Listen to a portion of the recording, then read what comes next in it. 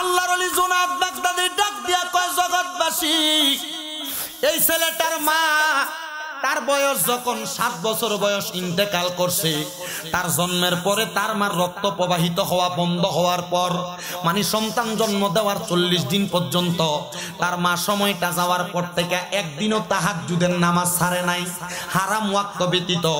কিন্তু তার মা জননী যখন সে ব্যক্তির 6 বছর বয়স, তখন তাইকা সে তার আম্মা জানলে অনুসরণ করে, তাহাজ্জুদের নামাজ পড়ে। আসেন রে বাবারা, আমি আপনাদেরকে তাহাজ্জুদের নামাজের একটু ফজিলত বর্ণনা করি। আমার আল্লাহ কুরআনুল কারীমের মধ্যে বলেন, ওয়া মিনাল লাইলি ফাতাহাজ্জাত বিহি নাফিলাতাল লাকা আসা আইয়াবাসাকা রাব্বুকা মাকামাম মাহমুদা। আল্লাহ কয়, নবী আপনি রাতে কিছু অংশে তাহাজ্জুদের নামাজ আদায় করেন, অতি সত্বর আপনাকে মাকামে মাহমুদ প্রশংসার জায়গা দেওয়া হবে। আমার নবীজি এই আয়াত যখন আমার নবীর উপর নাযিল হয়েছে, আমার নবীজি মা আয়েশা সিদ্দিকা রাদিয়াল্লাহু তাআলা আনহার সাথে একই হুজরা মুবারকের মধ্যে অবস্থান করতেছে। আমার নবীজি সিজদার মধ্যে যে কান্নাকাটি করতেছে। নবী যখন এশারের নামাজের পর থেকে নামাজের সিজদা দেয়, আম্মা জান আয়েশা কয়, আমার নবীর এত লম্বা সিজদা, এত লম্বা রুকু আর কোনোদিন দিতে দেখি নাই। আমার নবীজি 2 রাকাত নামাজ পুরা রাত্র পর্যন্ত আদায় করে ফেলতে। আমার মুসলমান ইমানদার, এ নবীর উম্মতের দল, আমার আল্লাহ পাক রব্বুল আলামিনের প্যারা হাবিব প্রেমা আয়েশা সিদ্দিকা বলে, নবী গো, আপনি নবী 2 রাকাত নামাজ আদায় করেছেন, পুরাটা রাত্র লেগে গেছে। নবী আমার ডাক দিয়া কয়, আয়েশা, হে আয়েশা, আমার আল্লাহ বলেছে আমি নবী যদি তাহাজ্জুদের নামাজ পড়ি আমার মাকামে মাহমুদ প্রদান করবে। আয়েশা রে, আমি নবী তাহাজ্জুদের নামাজ পড়া মাকামে মাহমুদ পাবো। আমার উম্মতেরা তো আমি নবীর জন্য পাগল পারা, আমার উম্মতেরা জন্য তো আমি নবীর জন্য দিওয়ানা। আমার উম্মত যদি আমি নবী দুনিয়া থেকে রওজা মুবারকে যাওয়ার পরে তারা যদি তাহাজ্জুদের নামাজ আদায় করে, তাইলে আমার আল্লাহ তাআলা আমার উম্মতের কি প্রদান করবে। আমি কান্দা কান্দা আমার আল্লাহর কাছে দোয়া করেছি। আম্মা জান আয়েশা কয়, নবী গো, আপনি তো মুস্তাজাবাতুদ দাওয়াত, আপনি কোন দোয়া করলে আমার আল্লাহ দোয়া ফিরায় না। আমার নবী ডাক দিয়ে কয়, আয়েশা, আমার আল্লাহ তাআলা আমি নবীর দোয়া কবুল করেছে। নবী গো, আমার আল্লাহ তাআলা আপনি নবীর দোয়া কবুল করে কি বইলা দিছে। আমার নবী ডাক দিয়ে কয়, আয়েশা, আমার আল্লাহ তাআলা বলছে আমার উম্মত যদি তাহাজ্জুদের নামাজ পড়া আমার আল্লাহর কাছে কোনো কিছু চায়, আমার আল্লাহ উম্মতের তা দান করব। এ পর্দার অন্তরালের মা বোনেরা, আপনার ঘরের মধ্যে শান্তি হয় না, আপনার ঘর থেকে অভাব অনটন যায় না, আপনার ঘরের মধ্যে থেকে রোগ বালা মুসিবত যায় না। এ যুবক বিদেশ যাওয়ার চেষ্টা করে যাইতে পারো না, ব্যবসা করেন মুরব্বীরা বরকত হয় না। আমি বলবো 5 ওয়াক্ত নামাজের পাশাপাশি তাহাজ্জুদের নামাজটা আদায় করবেন, দেখবেন আমার আল্লাহ তাআলা অসংখ্য পরিমাণ রহমত, অসংখ্য পরিমাণ বরকত আপনার দান করবে। কঠিন কোন রোগে যদি আক্রান্ত থাকেন, আপনি তাহাজ্জুদের নামাজ পড়ে আল্লাহর কাছে দোয়া করবেন, দেখবেন আমার আল্লাহ তাআলা কঠিন রোগ থেকে শেফা দান করবে। কঠিন কোন বিপদে যদি পইরা থাকেন, তাহাজ্জুদের নামাজ পড়ে আল্লাহর কাছে কান্নাকাটি করবেন, আমার আল্লাহ তাআলা নামাজের বরকতে আপনার বিপদ থেকে উদ্ধার করবে। আপনি যদি দুনিয়ার জমিনের মধ্যে টেনশন বালা মুসিবতের মধ্যে থাকেন, তাহাজ্জুদের নামাজ পড়ে দোয়া করলে আল্লাহ দোয়াটা কবুল করবে। এবার হযরতে জুনায়েদ বাগদাদি ডাক নিয়া কয়, এই আল্লাহর বান্দা আবুল হাসানের একটা পাওয়ার হইল। তার মা জননী 6 বছর বয়স থেকে যখন তাহাজ্জুদের নামাজটা আদায় করতেন, সেই সন্তান তার মাকে দেখা দেখা তাহাজ্জুদের নামাজ পড়ে। ওই সন্তানের তাহাজ্জুদ নামাজ যখন পড়ে, তার নামাজটা আমার আল্লাহর কাছে একাগ্রতার সাথে কবুল হয়ে যায়। সে যখন নামাজ পড়ে, তার নামাজের সময় আল্লাহর অসংখ্য পরিমাণ রহমতের ফেরেশতারা তার ঘরে নাজিল হয়। এই জন্য তার ঘর থেকে আসমান পর্যন্ত একটা নূরের তাজাল্লি দেখা যায়। এবার ডাক দিয়ে কই, হুজুর, এই নূরের তাজাল্লি যেহেতু দেখা যায়, আমার তো স্ত্রীর গর্ভের মধ্যে কোনো সন্তান হয় না, আমার স্ত্রী দুনিয়ার জমিনে কেমন ভাবে চলাফেরা করে, আমি কত চিন্তা করলাম আমার স্ত্রীর কেন সন্তান হয় না, আল্লাহর কাছে কত দোয়া দোয়া করলাম, আল্লাহ তো আমাদেরকে একটা সন্তান দান করে না। এখন এনা ডাক্তার বাইন হইছে, ডাক্তার বাইন হইয়া কত রকমের চিকিৎসা বের করছে। স্বামীর দোষ না স্ত্রীর দোষ এটা ডাক্তার বলতে পারে, কিন্তু মুসলমান ও নবীর উম্মতের দলেরা একটু অন্তরের কানটা লাগাইয়া বয়ানটা শ্রবণ করবেন, তখন কিন্তু স্বামী স্ত্রীর দোষ বাহির করা যাইতো। মানে এখন যে যুগ আসছে, স্বামীর যদি সমস্যা হয় ডাক্তার বলতে পারতেন যে স্বামীর সমস্যার কারণে বাচ্চা হচ্ছে, স্ত্রীর সমস্যা হলো ডাক্তার বলতে পারেন যে স্ত্রীর সমস্যার কারণে বাচ্চা হচ্ছে না। এগুলো কিন্তু আল্ট্রাসোনোগ্রাফির মাধ্যমে বলা যায়, কিন্তু তখন সেই সমস্যার সমাধান ছিল না। হযরতে আবুল হাসানের ওই আল্লাহর বান্দাটা ডাক দিয়া বলতেছেন, তিনি যার বাড়িতে বসবাস করেন তিনি বলতেছেন, আমার স্ত্রীর গর্ভ থেকে 11 বছর পর্যন্ত কোনো সন্তান হয় না, 11 বছর কোনো সন্তান হয় না। আপনি বলেন হুজুর এমন কোন মাধ্যম আছে যেই মাধ্যমের মাধ্যমে আমি সন্তান পাইতে পারি? এবার আবুল হাসান ডাক দিয়ে কয়, বাবা আপনি কি আল্লাহর কাছে কামনা করেছেন সন্তানের জন্য? বলে হ্যাঁ, আমি আমার আল্লাহর কাছে কম দোয়া করি নাই। এবার ডাক দিয়ে কয়, আপনার স্ত্রীকে আল্লাহর কাছে কামনা করেছে সন্তানের জন্য, আপনারা কোন আমার আল্লাহর কাছে কামনা করলে আল্লাহ সন্তান দিতে পারে কি পারে না? কিন্তু বাবারে আমার আল্লাহ তাআলার কাছে আপনি ডাইরেক্ট কামনা করতে গেলেন, পাইলেন না তো পাইলেন না, কারণ আপনার দুনিয়া এবং আখিরাত আপনি ক্লিয়ার করার জন্য কোন হক্কানি রব্বানি মাশায়েখে আজম পীরের হাত আপনি ধরেন নাই। যেহেতু সাবজেক্টটা শানে আউলিয়া, আউলিয়া কেরামের শান ও মানাজমতের বয়ান আমি আপনাদের কাছে করব। আপনি যদি হক্কানি একজন পীরের হাত ধইরা আপনি যদি ওনাদের তালিম তরবিয়ত মোতাবেক চলাফেরা করেন, তাইলে আপনি দুনিয়া থেকে ইন্তেকাল করার আগ পর্যন্ত আপনার আখিরাত পরিষ্কার হয়ে যাবে।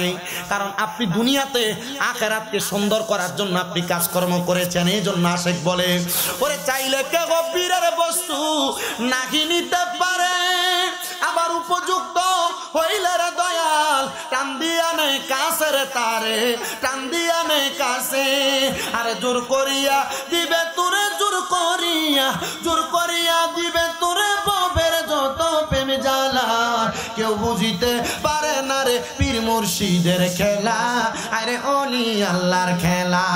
আরে জোর করিয়া বুঝতে গেলে, জোর করিয়া বুঝতে গেলে তার গতে মরণ জ্বালা, কেউ বুঝিতে পারে না রে ওলি আল্লাহর খেলা, আরে পীর মুর্শিদের খেলা। জবান বন্ধ নাই, চিৎকার মেরে বলেন ইয়া বলি আল্লাহ। মুসলমান ও নবীর উম্মতের দলেরা, বাচ্চাটার বয়স মাত্র 8 বছর, 6 বছর থেকে তাহাজ্জুদ পড়ে, তাইলে 6 বছর 7 বছর 8 বছর তাহাজ্জুদের নামাজ পড়ছে টানা 3 বছর। ডাক দিয়া কই, ও বাদশা আপনি তো আল্লাহর কাছে চাইছেন, আপনার বউও তো চাইছে, কোনদিন জামাই বউ দুইজন এক লগে চাইছেননি? বেটারা কত দোয়া করেন আপনারা, দোয়া দি কবুল হয় না। ওই যে বাসর রাইতে ঢুকাইয়া দিয়ে 2 রাকাত নামাজ পড়াইছিল, এরপরে বউরে লইয়া কবে 2 রাকাত নামাজ পড়ছেন? বুকটা তার দিয়ে কোন লাইলাতুল মেরাজের রাত যায়, বরাতের রাত যায়, কই বউরে লইয়া তো 2 রাকাত নামাজ পড়েন না। আপনি কত সুন্দর বিল্ডিং ঘর বানান, আপনার বিল্ডিং ঘরে বারান্দা থাকে, আপনার বিল্ডিং ঘরে 2টা 3টা ওয়াশরুম থাকে, আপনার বিল্ডিং ঘরে কত সুন্দর ড্রয়িং রুম থাকে, একা একা ইবাদতের জন্য একটা ঘর থাকে না। আমার মুসলমান ইমানদার এ নবীর উম্মতের দল ডাক দিয়ে কয়, স্বামী স্ত্রী দুইজন একসাথে দোয়া করছেননি? একসাথে দোয়া করলে আল্লাহ দোয়া কবুল করে, কিন্তু আমরা সমাজে নতুন নতুন মাসালার ফতুয়া দেই না, বেড়ার অভাব নাই। আয়া কয় সম্মিলিত দোয়া করা বেদাত, এমন সিটিং আছে না নাই? কথা কয় না আছে না নাই? এই সিটিংটির কারণে বর্তমান যুব সমাজ ধ্বংসের পথে যাইতেছে। আগে কত সুন্দর তারাবির নামাজ পড়তাম আমরা, 20 টাকা। যুবকটার কানের মধ্যে মাথার মধ্যে ফতুয়া দিয়া দিছে, ফতুয়া ঢুকাই দিছে, কয় 8 রাকাতের বেশি কোনো তারাবি নাই, নবীজি 8 রাকাতের বেশি পড়ছে না। এবার রমজান মাস আসলে মসজিদের ভিতরে সামনের কাতারে দেয় 20 টাকা তারাবি সবাই পড়ে। এ বেটা নতুন মাসালা শিক্ষা, নতুন ফতুয়া শিক্ষা, মসজিদের সামনের কাতারে 8 রাকাত পড়ে মুরব্বীরা ডেয়া ডেয়া বাইর হয়। আপনারা কোন এমন সিটার মার্কা মুসল্লিও বাংলা সমাজে আছে না? না, আপনার ইবাদতের একবার কাইটটা ভামসার করে দিতেছে। একবার নির্বাচনে দাঁড়াইছে, নির্বাচনে দাঁড়াইয়া তো নির্বাচনে দাঁড়ায় দেখবেন এরা সাদা পাঞ্জাবি আর ফায়জামা পরে না, সাদা পাঞ্জাবি ফায়জামা পরে। আল্লাহ রহমত হইলে বেটা নির্বাচনে দাঁড়াইয়া বেটার বউরে যায় কইছে, এগো আমি তো সুন্দর একটা ফায়জামা কিনে আনছি সাদা, এটা তুমি একটু কষ্ট করে 2 আঙ্গুল কাইটটা শুরু করে দিও। বউ কইছে এত ভাবতাম না, বাজার থেকে কিনছেন, কমায় আনতেন বললেন না, দেখে দেন বেটা চিন্তা করলো দূর নিজের বউরে কইলাম দিল না, ফুতের বউরে একটু কইয়া দিই। ফুতের বউর কাছে গেছে, বগো তুমি তো আমার কলিজার টুকরা ছেলের বউ, তুমি একটু ফাললে আমার ফায়জামাটা একটু 2 আঙ্গুল কমাই দিও। বাবা আমি তো আপনার নাতির দুধ খাওয়াইতেছি, আমি ভাবতাম না। ছোট বউরে যায়, ছোট ফুতের বউরে যায় কইতেছে তুমি আমার ফায়জামাটা একটু কাইটা দিও। বেটি খুব আদর যত্ন করে নিয়া বেটি এটার 2 আঙ্গুল কাটছে, কাটতে এটা সুন্দর করে সেলাই করে নিয়ে আলনার উপরে রাখছে। বড় ফুতের বউ বাইরে কইতাছে আরে আব্বা দিছে কইরা দিল না কেউ, এ বেটি যাই এটার আরো 2 আঙ্গুল কাটতে সেলাই করে আবার আইনা রাখছে। পরে নিজের বউ বাইরে দেখতেছে কি রে ফায়জামাটা এনে রাখিয়ে গেল, ফায়জামাটা কেউ কমাই দিল না, বেডি নিয়ে এটার আরো 2 আঙ্গুল কাটছে। কয় আঙ্গুল হইছে? 6 ইঞ্চি করে কাটছে, 2 ইঞ্চি করে কাটছে। কয় ইঞ্চি হইছে? আচ্ছা কোন ফ্যান্টের যদি 6 ইঞ্চি কাটে এটা কি ফ্যান না হাফ প্যান্ট? তো আমরা সমাজে ইবাদতরে কাটতে কাটতে এমন হাফ প্যান্ট বানায় ছাইরা দেয় এমন সিটারও আছে। আল্লাহ আমরা বোঝার তৌফিক। ইবাদত যদি কয় না এইটা নাই ওইটা নাই, এই দোয়া নাই ওই দোয়া নাই, এই নামাজ নাই ওই নামাজ নাই, বুঝবেন যে বুঝছি শয়তান তার লগে আছে। যেহেতু কোনো কিছু নাই শয়তান আছে তার লগে, কথা কয় না ঠিক কি না? আল্লাহ বোঝার তৌফিক দিক। এই যে সবে মেরাজ গেল, কত মসজিদের ভিতরে তালা ঝুলছে, ঠিক কি না? আল্লাহ আমরা বোঝার তৌফিক দান করুন, জোরে কোন আমিন। আমার মুসলমান ইমানদারের দলেরাম এবার ডাক দিয়া কয় জামাই বউ এক লগে দোয়া করবা। এ পর্দার অন্তরালের মা বোনেরা মনে রাখবেন এক লগে দোয়া করলে দোয়া কবুল হয়। তো যারা কয় এক লগে কোনো দোয়া নাই, আমি গত জুমার আগে জুমা আমার মসজিদের সম্মিলিত দোয়ার ব্যাপারে আমি একটা হাদিস শরীফ পড়ছিলাম। নবী আমার নবীজির হুজরা মুবারক থেকে বের হইয়া নবীজির কলিজার টুকরা সাহাবী আনাস রাদিয়াল্লাহু তাআলা ঘুরে নিয়ে বের হইছেন। বের হওয়ার পরে আমার নবী ডাক দিয়া কয় আনাস তুমি আমি যা দেখতেছি তুমি দেখতে পাও কিনা? আনাস রাদিয়াল্লাহু তাআলা ডাক দিয়া কয় ইয়া রাসূলুল্লাহ না আমি দেখতেছি না, তবে আমি দেখতেছি আপনি তাকায় আছেন, একসাথে অনেকগুলা লোক আসমানের দিকে হাত উঠে দোয়া করতেছে। আমার নবী ডাক দিয়া কয় আনাস আমি শুধু এইটা দেখি না, আমি দেখতেছি যারা যারা দোয়া করতেছে তাদের প্রত্যেকের হাতের মধ্যে আল্লাহ তাআলার নূর দেখা যায়। আনাস রাদিয়াল্লাহু তাআলা ডাক দিয়া কয় ইয়া রাসূলুল্লাহ আপনি দোয়া করেন আমি যেন সেই নূরটা দেখতে পাই। আমার নবী দোয়া করলেন। আনাস রাদিয়াল্লাহু তাআলা বলেন আমি তাকে দেখলাম, এবার নূরটা আমার চোখ দিয়েও দেখতেছি। এবার আমার নবী বলে আনাস তাড়াতাড়ি করো আমরা তাদের সাথে দোয়াতে যে শরীক হই।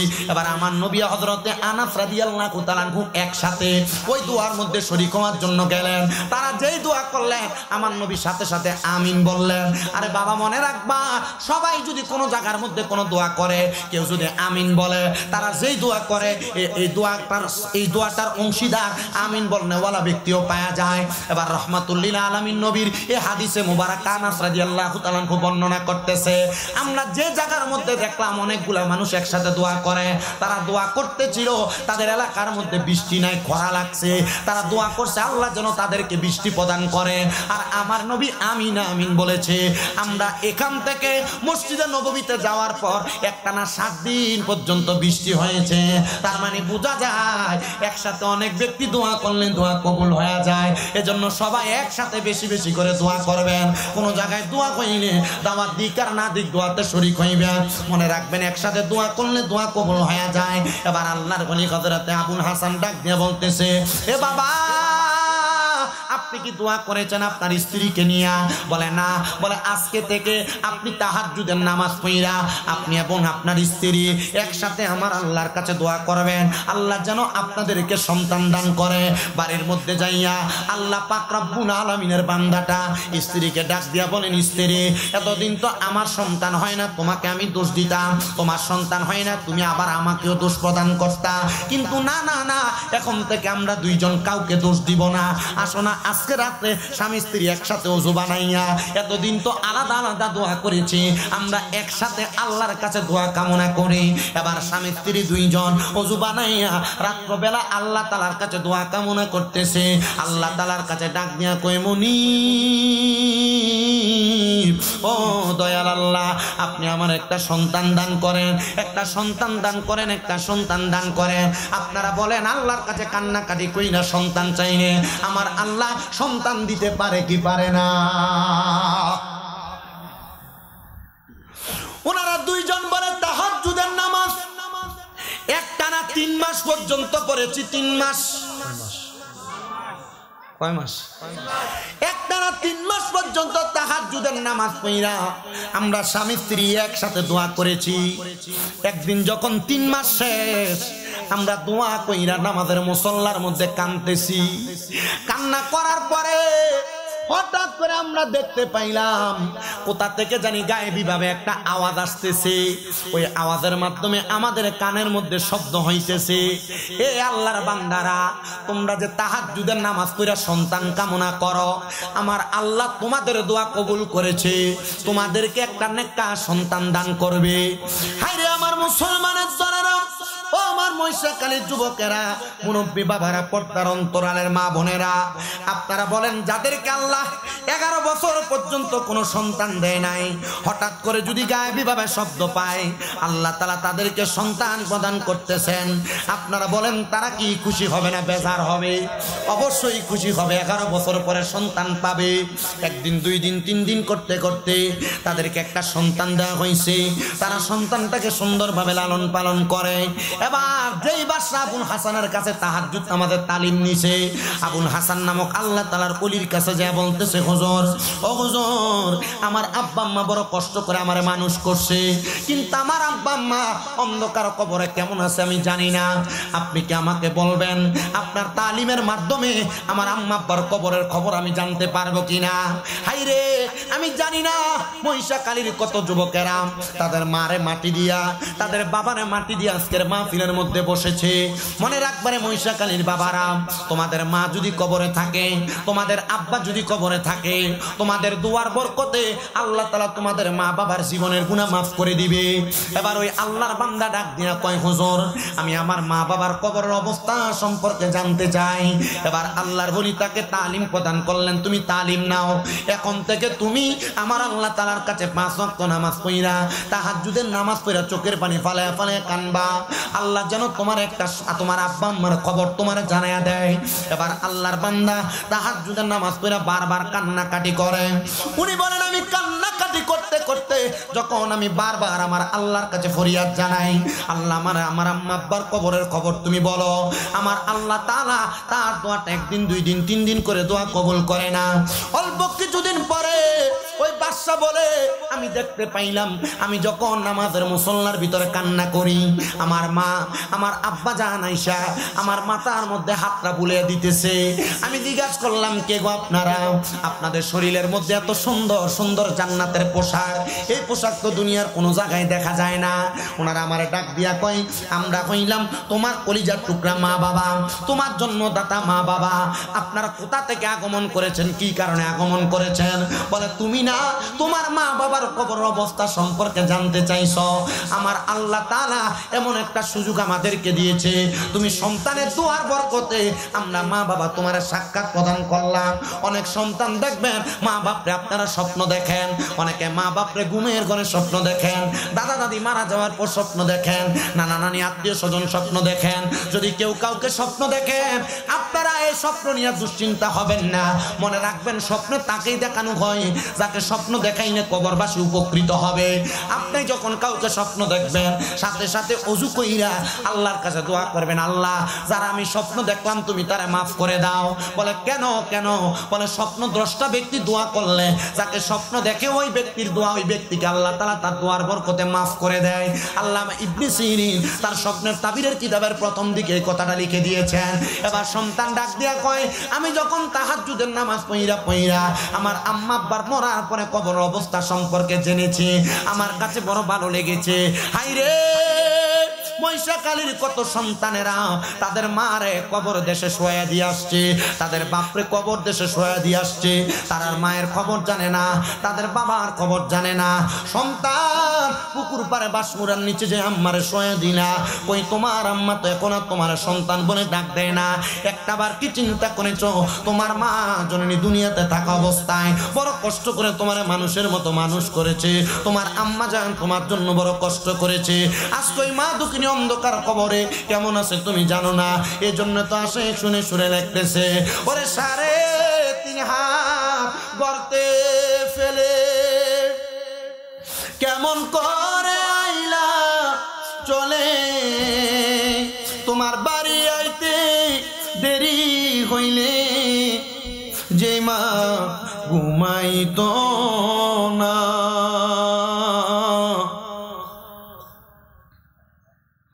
ওই কবর দে মায়ের পাশে একটু রইলি না রে, কবর দেশের খবর লইলি না। কেমন আছেন বাবা মনি, কেমন আছে মা জননী, একটা বারো ফিরা চাইলি না। ওই মা বাবারে কষ্ট দিয়া দুনিয়াতে দিনই কাটাইয়া কোনদিনও শান্তি পাবি না রে, কবর দেশের খবর লইলি না।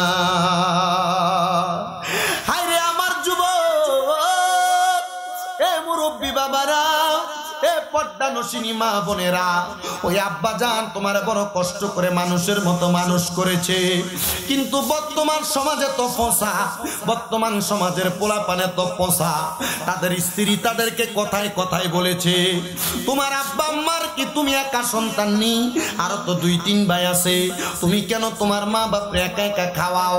এই কথা শুই না সন্তানেরা তাদের মা বাপরে জুদা করে দেয়, এই কথা শুই না সন্তানেরা তাদের মা বাপরে আলাদা করে দেয়, মা বাপ এক সপ্তাহ এক ঘরে আরেক সপ্তাহ আরেক ঘরে ভাত খায়। এই কথা শুই না অনেক সন্তানেরা তাদের মা বাপকে আলাদা করে দেয়, সকালে এক ঘরে ভাত খায়, রাত্রে এক ঘরে ভাত খায়।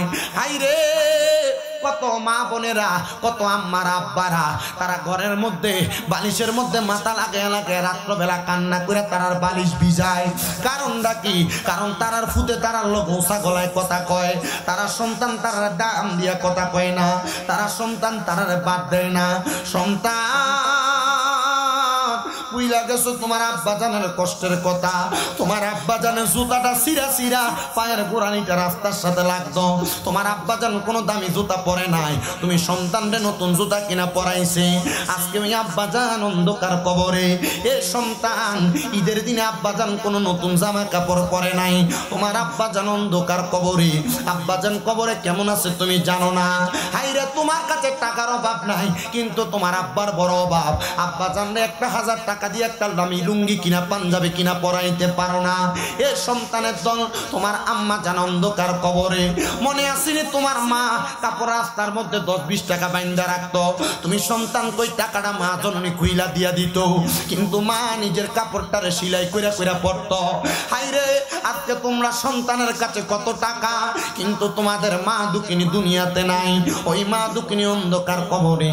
ওই আম্মা আব্বারে অনেক সন্তানেরা বাদ দেয় না, আম্মা আব্বারে কষ্ট দেয়, আম্মা আব্বারে ধমক দেয়। দে রে আমার মহিষাকালীর যুবক, দে রে আমার মুরব্বী বাবারা, তোরার পাও আমার সামনে দে, আমি আমার জিব্বা লাগাইয়া তোমরার পাও পরিষ্কার করে দিব। তবু আদা করবা, এখান থেকে বাড়িতে যে মা বাবার পায়ে ধরবা, আম্মা আব্বার পাউডার মধ্যে ধরে বলবা, মা ও আব্বা জান, আল্লাহর ওয়াস্তে আমি সন্তানকে মাফ করে দেন। যতক্ষণ পর্যন্ত তোমার মা বাবা তোমার বলছে মাফ করে দিছি, ততক্ষণ পর্যন্ত মা বাবার পাও তুমি ছাইরো না। বলে কেন? কেন?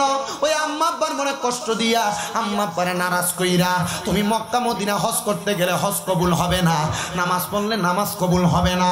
আম্মা আব্বা যদি খুশি হয়ে যায়, আল্লাহর নবীর হাদিসে মুবারাকা, রেদা রব্বি ফি রিদাল ওয়ালিদাইন, আম্মা আব্বার সন্তুষ্টিতে আমার আল্লাহ তাআলা সন্তুষ্ট হয়ে যায়। কেউ যদি ওই মা বাবার মনে কষ্ট দিয়া থাকো, ওয়াদা করে কান থেকে বাড়িতে যা মা বাবার পায়ে ধরে মাপ চাইবা। আজকে মহিষাকালীর মাহফিলটা কবুল হবে কিনা আমি এটার গ্যারান্টি দিতে পারবো না, তবে একটা কথা বইলা যাই, মহিষাকালীর কোনো দোকানে বইসা বইসা কোনো মুরব্বীরে যদি আগামীকালকে বলতে শোনো, হ্যাঁ শামীম রাজার ওয়াজ শুই না, আমার সন্তান আমার পায়ে ধরে মাপ চাইছে, মনে করবা মাহফিল কবুল হয়ে গেছে। অনেক সন্তান চিন্তা করে, হুজুর আমি কেমনে আমার মা বাবার পায়ে ধরে মাপ চাইবো, আমার তো শরম লাগে, আমার তো লজ্জা লাগে, আমি তো 2 ঈদের সময় মা বাবার পা ছুঁইয়া সালামও করি না। আমি বলবো রে সন্তান, সালাম করো আর না করো, করো। আম্মা আব্বার কদমে ধরলে তোমার দাম কমবে না, আম্মা আব্বার কদমে ধরলে তোমার সম্মান কমবে না, আম্মা আব্বার কদমে ধরলে আল্লাহ তাআলা তোমার সম্মান ইজ্জত বাড়ায় দিবে। কিন্তু সন্তানের দল তুমি তো তোমার মা বাবার কদমে ধরতে চাও না, তাদের ফতুয়া দিয়া দূরে রাইখা দেয়। মনে রাখবা, আম্মা আব্বার কদমে শুধু ধরা না, মাঝে মাঝে সুযোগ পেলে মা বাবার পায়ের মধ্যে চুমা দিবা। আম্মা আব্বার কদমে চুমা দিলে আল্লাহর জান্নাতের চৌকারে চুমা দেওয়ার সওয়াব পাওয়া যায়। আইরে সন্তানের দল, আম্মা আব্বার পায়ে চুমা দিব দূরের কথা, অনেকে চিন্তা করে হুজুর যাদের বাড়িতে আব্বা আছে তারা বাড়িতে যাইয়া আব্বার পায়ে ধরে মাপ চাইবো। হুজুর আমার তো আব্বা নাই, যে আব্বা জান আমার এত কষ্ট করে মানুষ করছে, আমি কার পায়ে ধরে মাপ চাইবো? পর্দানুশিনী কত মা বোনেরা কান্দে, তারা আব্বা জান অন্ধকার কবরে, তাদের কাছে টাকা আছে পয়সা আছে কিন্তু আব্বা জান অন্ধকার কবরে। কে বাবা তুমি কেমন আছো ছোট মাটির ঘরে, তোমার কথা হৃদয় মাঝে পড়ছে বারে বারে, ভালোবাসি তোমায় বাবা বুকটা যে যাইছি রে, তোমার কথা হৃদয় মাঝে পড়ছে বারে বারে। বাবা গো ও বাবা, বাবা গো ও বাবা, আল্লাহ কোন সন্তান জানি তাদের আব্বারে হারায়া আজকের মাহফিলের মধ্যে কান্দে, আল্লাহ তাদের আব্বার কবর জান্নাতের বাগান বানাও। সন্তানের দল, অনেক সন্তান চিন্তা করে হুজুর যাদের বাড়িতে মা আছে তারা বাড়িতে যাইয়া মার পায়ে ধরে মাপ চাইব, আমার তো মা নাই আমি কার পায়ে ধরে মাপ চাইব? আমি বলবো সন্তানের দলেরা, আম্মা জান যদি কবরে থাকে, আব্বা জান যদি কবরে থাকে, আজকের মাহফিলের যিনি সম্মানিত সভাপতি আপনাদের পাড্ডা দারুর রহমত সিদ্দিকিয়া দরবার শরীফের গদিনী শিল্পী সাহেব হুজুর কেবলা হযরত মাওলানা মোহাম্মদ শফিকুল ইসলাম সিদ্দিকী হুজুর কেবলার সাথে আখিরি মুনাজাত কইরা আল্লাহর কাছে চোখের মনি কোটার মধ্যে পানি ফালায়া ফালায়া কান্না করবেন। মনে রাখবেন আপনার পানির ফোঁটাটা মাটিতে পড়ার আগে আমার আল্লাহ তাআলা আপনার মা বাবার জীবনের গুনাহ মাফ করে দিবে। যেহেতু আল্লাহর একজন ওলিদের মুসিলা আল্লাহ তাআলা দোয়া কবুল করে। এবার আপনারা বলেন আল্লাহ তাআলার কাছে আমরা ওলিদের উসিলায় দোয়া করলে আম্মা আব্বার কবরের আযাব আমাদের কামাই রুজির মধ্যে আল্লাহ তাআলা সকল কাজের মধ্যে বরকত দিতে পারে কি পারে না?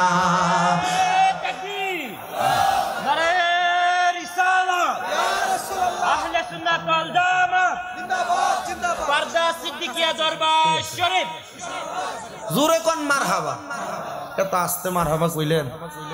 আল্লাহর ওলির উসিলা দিয়া দোয়া করলে দোয়া কবুল হয়নি, বিশ্বাস আসেনি। আইক না আইলে মাইক ধরবো, আমি কুদুর ওয়াজ করি, আর কিছুক্ষণ সময় আপনারা কষ্ট দিতাম। আসুন মারহাবা। তাহলে একটু আল্লাহর ওলির একটা শান গাই। ওলিদের ওলি যিনি গাউসুল আজম জিলানী, ওলিদের ওলি যিনি গাউসুল আজম জিলানী, বাগদাদে জন্ম কুতুবে রাব্বানী, বলেন বাগদাদে জন্ম কুতুবে রাব্বানী। বাবারা গাউসে পাকের শান গাইতে অসুবিধা হয় আপনারা? গাউসে পাকের শান গাইলে ভাল লাগে না? অন্তরে মোহাব্বত লাগে না? একটু মোহাব্বতে কর না। এই কারণ আল্লাহর হাবিব সাল্লাল্লাহু আলাইহি সাল্লামের ঘোষণা, জিকরুল আম্বিয়া মিনাল ইবাদা ওয়া জিকরুস সলিহিনা কাফারা। নবীদের জিকির করলে ইবাদত হয়, ওলিদের জিকির করলে গুনাহ মাফ হয়। মোহাব্বতে আউলিয়া কেরামের শান করেন।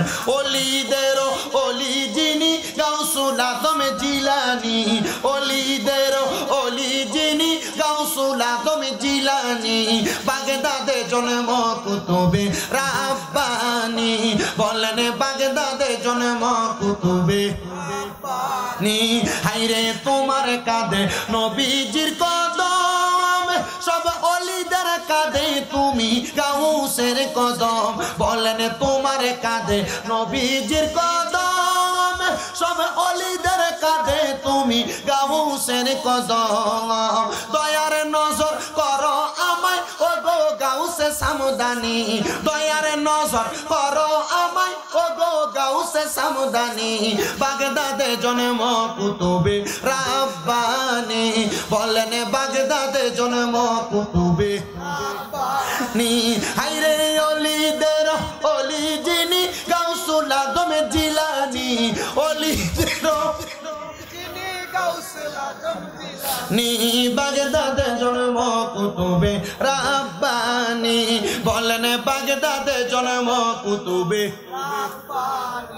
হাইরে বংশ তোমার হাসান হুসাইনি তুমি হইলাম ফাতেমার নয়নের মনি বললেন বংশ তোমার হাসান হুসাইন তুমি হইলাম ফাতেমার নয়নের মনি মুর্দা কহ জিন্দা করো ও গো গাউসে সামদানি মুর্দা কল জিন্দা করো ও গো গাউসে সামদানি বাগদাদে জন্ম কুতুবে নি বলেন বাগদাদে জন্ম কুতুবে আল্লাহ যেন কবুল করে জনে কোন আমিন।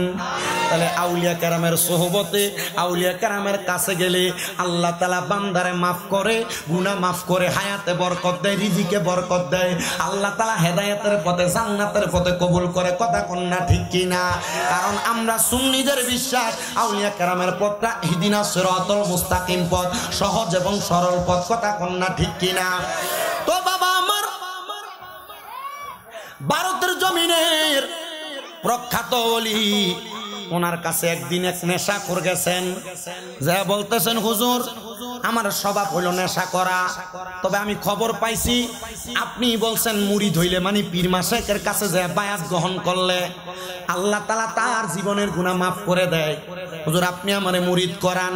ও বাবা মনে রাখবেন যারা নেশা করে এই নেশাখোরদের অভ্যাস বড় খারাপ। নেশাখোররা নেশা করার টাকা পয়সা না পাইলে মানুষের কল চুরি করে, মানুষের ডেকডেকচি চুরি করে, চুরি চামারি করে। আপনারা কোন নেশাখোরদের এমন অবস্থা আছে না নাই? আপনারা আসতে কোন দি নেশাখোরদের এমন অবস্থা আছে না নাই? মুহাব্বতে একটা তাকবীর দেন, নারে তাকবীর, নারে রিসালাত। আহলে সুন্নাত ওয়াল জামাত প্রধান অতিথির আগমন, হযরত মাওলানা হাসানুর রহমান হুসাইন নকশবন্দি ওয়া সিদ্দিকী সাহেবের আগমন। মারহাবাটা জোরে কোন। হুজুর আসার আগ পর্যন্ত আমি আমার এই কারগুজারি ওয়াকিয়া ঘটনাটা বইলা শেষ করি। হুজুর আসার আগ পর্যন্ত আমি আমার কথাগুলা বলবো, এই পর্যন্ত আপনারা ধৈর্য ধারণ করে শ্রবণ করার চেষ্টা করবেন। ওই নেশাখোরটার প্রবঞ্চনায় নেশা করে অত্যাচারে এলাকার মানুষগুলা বড় বিরক্ত। এবার ওই নেশা করে গেছেন আল্লাহর ওলির কাছে, হুজুর আপনি আমারে বায়াত গ্রহণ করান, আপনি আমারে বায়াত গ্রহণ করাইবেন, তবে শর্ত হইল হুজুর আমি বায়াত গ্রহণ করুম কিন্তু নামাজ পড়তাম না। আল্লাহর ওলি কয় বাবা এটা কেমন পাগল আমার কাছে আসলো, করে নেশা, আবার যদি কই তারে মুরিদ করাইতাম না, এই ব্যক্তি তো আমার সাথে খারাপ আচরণও করতে পারে। হুজুর বলতেছে ঠিক আছে তুমি বলছো তুমি নামাজ পড়তে পারবা না, যদি তুমি মুরিদ হওয়ার পর নামাজ পড়ো। আল্লাহর ওলিদের হিকমত এবং তাদের জবানের কথা এটা কেউ বুঝতে পারে না, বোঝার জন্য আলাদা রকমের ক্ষমতা এবং পাওয়ার লাগে। কথা কোন না ঠিক কিনা? ডাক দিয়ে বলতেছে কারণটা কি? বলে হ্যাঁ নামাজ পড়তে পারবা না, যদি নামাজ পড়ো প্রতি ওয়াক্ত নামাজের জন্য তোমাকে একটা দ্বারা জুতা দ্বারা খরম দ্বারা আঘাত করা হবে। বলছে হুজুর আমি এমনই তো লোক টোকায় যার কাছে আমি বায়াত গ্রহণ করতাম, যেই ব্যক্তি আমারে নামাজের কথা বলবে না। তবে হুজুর বলে সত্য হইল নামাজ যে তো পড়তে পারবা না, আমি তোমার একটা তালিম দেই বায়াত গ্রহণ করার কারণে। তুমি একটা জিকির করবা, যে জিকির হলো লা ইলাহা ইল্লাল্লাহ। হাদিস শরীফের মধ্যে রাসূল পাক বলেছেন আফদালু যিকরি লা ইলাহা ইল্লাল্লাহ ওয়া আফদালু দুআই আলহামদুলিল্লাহ। সবচাইতে উত্তম জিকির হলো লা ইলাহা ইল্লাল্লাহ, সবচাইতে উত্তম দোয়া হলো আলহামদুলিল্লাহ। তুমি বলো এই জিকিরটা করতে পারবানি? হুজুরের কথা মোতাবেক ওই নেশাখোর ব্যক্তিটা ডাক দিয়ে কই হুজুর আপনার কথা মোতাবেক আমি জিকিরটা করতে পারবো, আপনি আমারে বায়াত করান। হুজুর বলে তোমার বায়াত হয়ে গেছে, তুমি যেহেতু আমার সাথে ওয়াদাবদ্ধ হয়েছে এটাই বায়াত। মারহাবা, আরো জোরে কয় না মারহাবা। ডাক দিয়া কয় বাবা যাও তাহলে চলে যাও। এবার নেশাখোরটা যাওয়ার পর হুজুর বলতেছেন এবং যেহেতু আমি নেশাখোরটা আমার কাছ থেকে দৌড়াইছি, আমি আল্লাহর কাছে দোয়া করলাম আল্লাহ এই ব্যক্তিটা তো খারাপ মানুষ, নেশা করে, তার যন্ত্রণা এলাকার মানুষ বড় নিস্তব্ধ। আল্লাহ তুমি যদি হেদায়েত না দাও, হেদায়েতের মালিক আর কেউ নাই, হেদায়েতের মালিক কে? আল্লাহ। আল্লাহ তুমি তারে হেদায়েত নসিব করো, আল্লাহ তুমি তারে হেদায়েত নসিব করো, আল্লাহ তুমি তারে হেদায়েত নসিব করো। আল্লাহর ওলিদের এমন খাসিয়ত, ওনাদের ইবাদতের কারণে আল্লাহ আল্লাহর ওলিদের ইবাদতের পাওয়ারের কারণে, ইমানের পাওয়ারের কারণে তারা কোনো দোয়া করলে আল্লাহ তারা দোয়া ফিরায় না। কারণ হাদিসে মুবারাকার মধ্যে দেখলাম আল্লাহর কোনো বান্দা যখন আল্লাহ তাআলার বেশি নফল ইবাদত করে, এটার বান্দা থাকে না, এটা বান্দা থেকে আল্লাহর বন্ধু হয়ে যায়। আল্লাহ পাকের পেয়ারা হাবিবের হাদিসে মুবারাকার মধ্যে বলতেছে, ওই বান্দা যখন বান্দা থেকে বন্ধু হয়ে যায় তখন বান্দার হাত আর বান্দার হাত থাকে না, এটা স্বয়ং আমার আল্লাহর কুদরতি হাত হয়ে যায়। বান্দার চোখ তখন বান্দার চোখ থাকে না, এটা আমার আল্লাহ তাআলার কুদরতি চোখ হয়ে যায়। বান্দার জবান তখন বান্দার জবান থাকে না, এটা আমার আল্লাহ তাআলার কুদরতি জবান হয়ে যায়। এ মুসলমান, এ নবীর উম্মতের দলেরা, এবার আল্লাহর বান্দাটা আল্লাহর ওলির কাছ থেকে তালিম নিছে। নামাজ পড়তে পারতো না, জিকির করতে পারবো। জিকিরের নাম লা ইলাহা। আস্তে আস্তে কয়, মনে হয় যে একবার উদয় গেছে। জিকিরের নাম লা ইলাহা। আরে আমি না নরম গরম, হুজুর আইতাছে না, একটু মোহাব্বত একটু কইতে হইব। হুজুর আইলে তো না আপনারা দেখলে শান্তি পায়। মারহাবা কোন? আমি আইয়াম না যে অবস্থা দেখছিলাম, মাশাআল্লাহ। এই আল্লাহর ওলিরা যদি হুজুরে দেখতো, আমি চিন্তা করি হুজুর ওয়াজ করতো নি। আলহামদুলিল্লাহ, জিকির আজকার মুনাজাত দিয়ে আপনারা গোলাইছি। আল্লাহ কবুল করক, জোরে কোন আমিন। বিরিয়ানি খাওয়ানোর মানুষও তো দরকার আছে, কারণ তাবারুক তো আরো আগে ওই শেষ রেডি হয়ে গেছে। আল্লাহ যেন কবুল করে, জোরে কোন আমিন। ওই পাগলটারে তালিম দিছে, নামাজ পড়তে পারবে না তবে জিকির করতে পারবে। বলেন না তালিমটা বালা না খারাপ? ভালো তালিম। যেহেতু তালিম দিছে, একটা একটা করলে না আরেকটা শিখবো, একটা করতে করতে আরেকটা শিখবো। ডাইরেক্ট তো সন্তান গর্ভ থেকে আইসা বাবা ডাকে না, সন্তান তো দুনিয়াতে আস্তে আস্তে আস্তে আস্তে করে শিখে। এবার ওই বান্দাটা নেশা করার নেশা করে, কিন্তু আল্লাহর ওলির দরবার থেকে ওই দিন নেশা করার জন্য মদের বাটিখানায় যায়, দেখে রাত্র বেশি হয়ে গেছে, মদের বাটিখানাটা বন্ধ। ওই দিন আর নেশা করে নাই। ওই দিন নেশা না করতে পাইরা চিন্তা করলো, আমি যেহেতু বায়াত গ্রহণ করেছি, আমি এখন বাড়ি যাওয়ার আগ পর্যন্ত লা ইলাহা ইল্লাল্লাহ জিকির করব। নামাজ না পড়তাম না, আজকে যেহেতু নেশাও করতে পারি নাই, লা ইলাহা ইল্লাল্লাহ জিকির করতে করতে বাড়িতে গেছেন। ঘরের দরজা খুলে দিচ্ছেন স্ত্রী স্বামীর এমন আচরণ দেখে বড় অবাক। কিরা, আমার জামাই তো নেশা করত, কিন্তু এখন আমার জামাই আর নেশা করে না। ও বাবা, কোন স্বামী যদি নেশা করে, বদ কাজ করে, স্ত্রী এটা পছন্দ না। আপনারা অনেকে সিগারেট পান করেন, সিগারেট খাওয়ার কারণে আপনাদের স্ত্রী রাত্রবেলা বিছানার মধ্যে অন্যদিকে মুখ ফিরে শুয়ে থাকে, কারণ সিগারেট খোরগুলা বিড়ি করে মুখের ভিতরে যে গন্ধ, গুয়ের গন্ধের সাইতে আরো বালা। কথা কয় না? আপনার বউ যে আপনার খাট থেকে লাত্তি দিয়ে ফেলায় না, এটা আপনার হাজার কপালের ভাগ্য। কিন্তু আপনি সিগারেটটা পান করেন, সিগারেটটা খান। বাবার আল্লাহর দোহাই লাগে, রহমতের নবীর ঘোষণা, তোমরা যদি দুনিয়াতে জাহান্নামী মানুষ দেখতে চাও তাদের দিকে তাকাও, যাদের জীবিত অবস্থায় মুখের মধ্যে আগুন দেখা যায়। আমি খেয়াল করে দেখছি, জীবিত অবস্থায় মুখের মধ্যে আগুন শুধু সিগারেট খাওয়ানোর মুখে দেখা যায়। আপনারা কোন এমন অবস্থা আছে না নাই? এ মুসলমান, আমি এটাকে হারামও বলি না, আমি এটাকে নাজায়েজও বলি না, আবার জায়েজও বলি না। আমি আপনাদেরকে হিরিক দিয়া গেলাম, মন চাইলে খাইবেন, না চাই না মন চাইলে ছাড়বেন। এ নবীর উম্মতের দল, আশিক রাসূল ভাই বাবারা, এবার আল্লাহর বান্দা যখন নেশা না কইরা বাড়ির মধ্যে গেছে, বউ বড় অবাক। ইনি চিন্তা করলো, আমার স্বামী তো মদ খায়, আমার স্বামী তো নেশা করে, আমার স্বামীর এমন অবস্থা দেখে আমার কাছে ভালো লাগতেছে। মহিলা রাত্রবেলা আনন্দে আর ঘুমায় না। জামাই ভালো হয়ে গেছে, আজকে মদও খাইছে না। অন্যদিন নেশা করে যখন আসে, ডুলতে ডুলতে বিছানাতে পড়ে, জুতোও খোলে না। আজকে আমার স্বামী কত সুন্দর। স্ত্রী কি খুশি না বেজা? জামাইর বালা বউ দেখতে পারে, কথা কোন ঠিক কিনা? তবে হ্যাঁ, কোন বউ যদি এটা যদি মনে করেন যে শয়তান মার কয়, বলে হুজুর বউ কেমনে শয়তান মার কয়, না, মহিলারা আসলেই ভালো, কিন্তু আল্লাহ তাদেরকে হযরত আদম আলাইহিস সালামের বাম পাজরের বাঁকা হাড্ডি দিয়ে বানাইছে, তো এরা মাঝে মাঝে বাঁকা হয়ে যায়। তবে এরা বাঁকা হওয়ার তিন কারণ। কয় কারণ? মহিলারা বাঁকা হওয়ার কয় কারণ? মহিলারা ঘাউরামি করার কয় কারণ? তিন কারণ। এক নাম্বার কারণ, তাদের জামাই যদি পরকিয়া করে, তাদের জামাই যদি তাদের সামনে অন্য কোনো নারীর প্রশংসা করে, তাদের জামাই যদি নেশা করে, তাদের জামাই যদি বদকাজ করে, ওই মহিলা তার সংসারে অশান্তি করে। দুই নাম্বার, ওই মহিলা যে ঘরে বিবাহ হয়ে আসছে, তার শ্বশুর শাশুড়ি যদি তারা নিজের মেয়ের মতো না মনে করে, তাহলে ওই মহিলা পরিবারে অশান্তি করবে।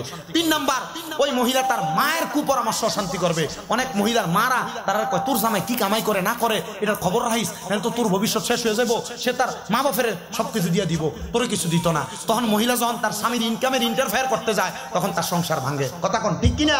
আল্লাহর দোহাই, মা বোনদের কাছে আবদার, স্বামী কি কামাই করে তোমার হিসাবের দরকার নাই। তোমার খাবার, তোমার সন্তানের ভরণ পোষণ আদায় করে কিনা তুমি দেখবা।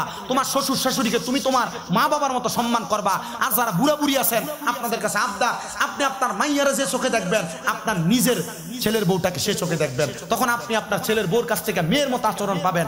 আপনার সংসার অশান্তি হবে না। কারণ কোনো ঘরের ভিতরে যদি ছেলের বউ যদি কোনো বউ যদি অশান্তি করে, এই পরিবারটা জাহান্নামের মতো হয়ে যায়। আবার যদি বউটা ভালো করে, এই পরিবারটা জান্নাতের একটা সুশীতল জায়গা হয়ে যায়। আল্লাহ আল্লাহ এমন একটা পরিবার প্রত্যেকটা মানুষকে দান করেন যে পরিবারের মাধ্যমে তারা প্রশান্তি লাভ করতে পারে। কারণ এই পরিবারের অশান্তির কারণে অনেক মানুষ ফাঁসি দেয়, অনেক পুরুষ ট্রেনের তলে মাথা দেয়, অনেক মানুষ রাস্তাঘাটে গাড়ির তলে পড়ে মারা যায়, অনেক ব্যবসায়ীরা ঘুম অবস্থায় মারা যায়, একমাত্র টাকার টেনশনে না, পরিবারের টেনশনে।